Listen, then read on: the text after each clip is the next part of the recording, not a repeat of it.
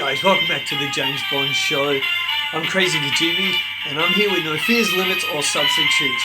Guys, if this is your first visit to the James Bond Show, thank you for joining us. And if you like the content, you're going to get a lot of that from me.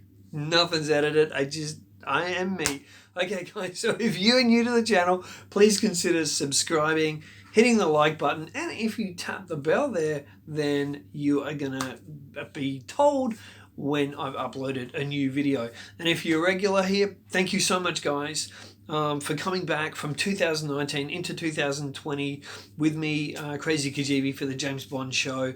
And yeah, wow, hope you've all had a great new year so far. It's been a bit crazy here in Australia with all the fires and everything. If I open up my doors, it is just dark out there. It could be 1 o'clock in the afternoon and it's grey out there, and the smell of, well, the burnt trees, the burnt houses, it's shocking out there. It's really, especially with the rain. We've had rain now for the last 2-3 days, and on that smouldering ash, it's all in the sky.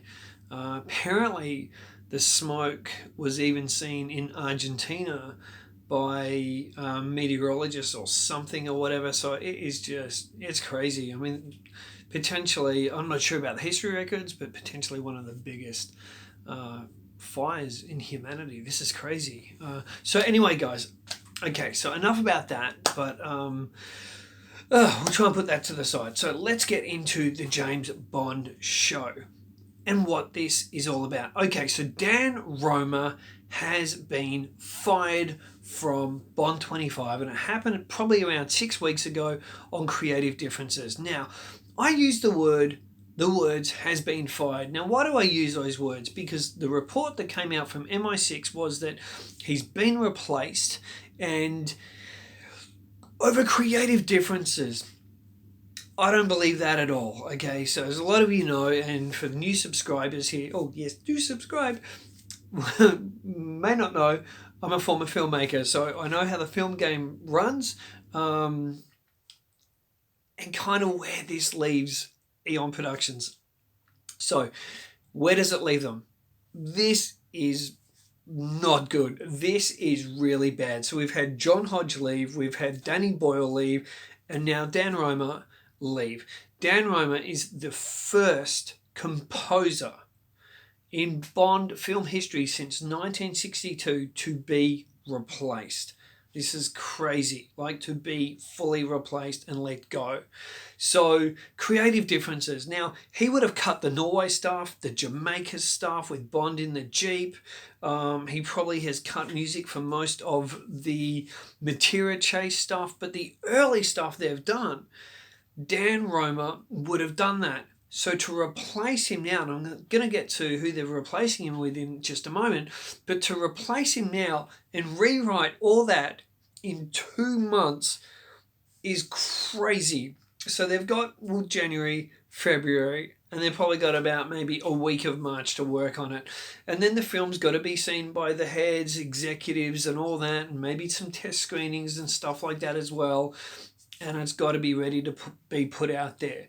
So replacing Dan Roma now, or even, apparently whether it was 6 weeks ago, is really, really crazy stuff. So now, who has replaced Dan Roma? Well, Hans Zimmer. Now, I know Hans Zimmer is so well respected, and the guy's won Oscars, and the guy's an incredible composer. Personally, I think Hans Zimmer's day is gone. I just think too much of his stuff sounds the same. He did Gladiator, which was, yes, incredible, but I think Gladiator, maybe 5 years after it, because it was like 2000, it came out, 1999, 2000. I think a bit after that, I don't know, I think everyone just got over Hans Zimmer. Now, Hans Zimmer, it's him and his company. Hans Zimmer will be the main man, but he's got another composer that he works with a lot, and he's already working on this film with Hans Zimmer. He's his backup guy, because they're going to be rushing this out. Now, that tells me straight away, his backup guy doing this, it's formulaic. This is just going to sound like a lot of stuff Hans Zimmer has done And let's face it, guys, the soundtracks, the last two soundtracks with these big, long, deep and meaningful Bond films have been total crap. I'm sorry, but Skyfall soundtrack was crap. It was so non-Bond. And then we had Spectre soundtrack. Apart from the stuff with the Day of the Dead, the rest of the score was crap. And you even had David Newman reusing pieces beat for beat from Skyfall. It was like a copy and paste job. So this leaves me, guys, to one thing. Why? The million dollar question. Why is David Arnold not scoring Bond 25? Why did they not bring him back? I just can't work it out at all. Like, what did he do? Seriously.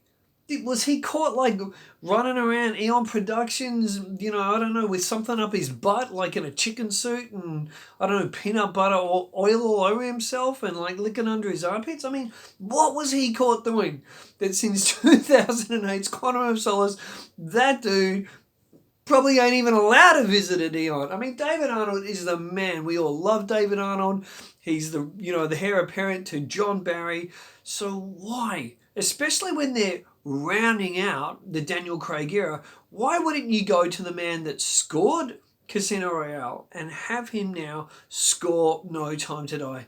To me, it makes no sense. And to me, Hans Zimmer's style is just not Bond. It doesn't suit James Bond at all. And so I just fear we're going to get another long, like, boop, boop, boop, boop, like kind of score Hans Zimmer uses, like the big kettle drums and all that.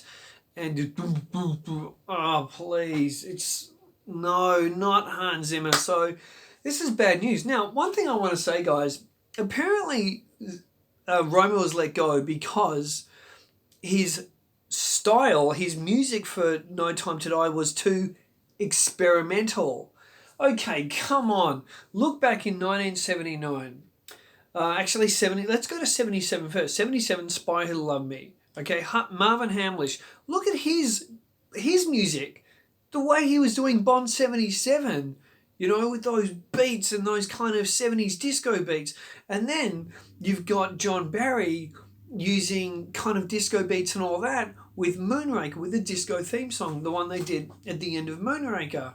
I mean, that was kind of experimental. John Barry was doing experimental style stuff for The Living Daylights as well. You could even say Goldfinger, what John Barry did. A lot of that was kind of new and edgy. So I think maybe Dan Roma was onto something, and maybe we need a bit of experimental, something just a bit different, and we're going to look back at it in years' time and go, wow, that was actually good. So I don't like this at all.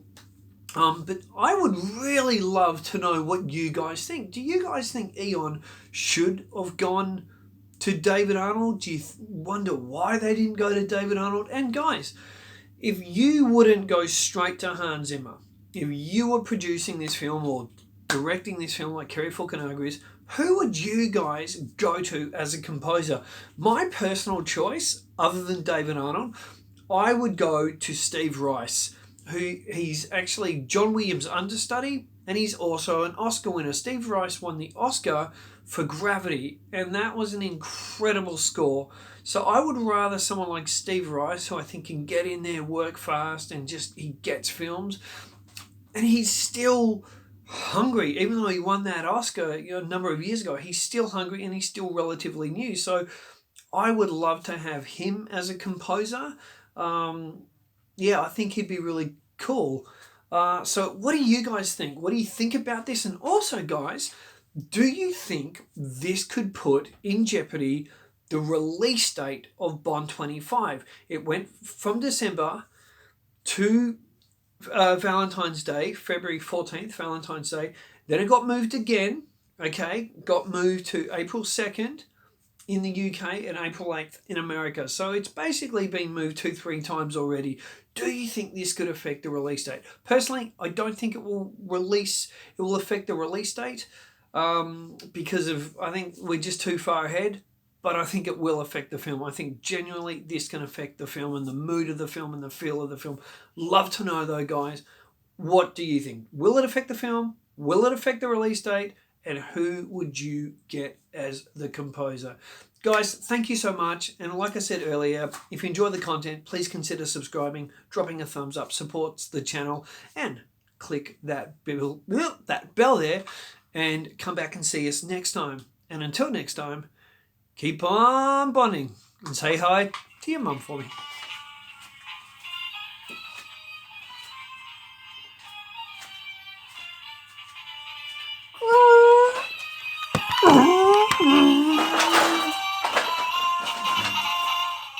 Oh, that wasn't a good drive in the country.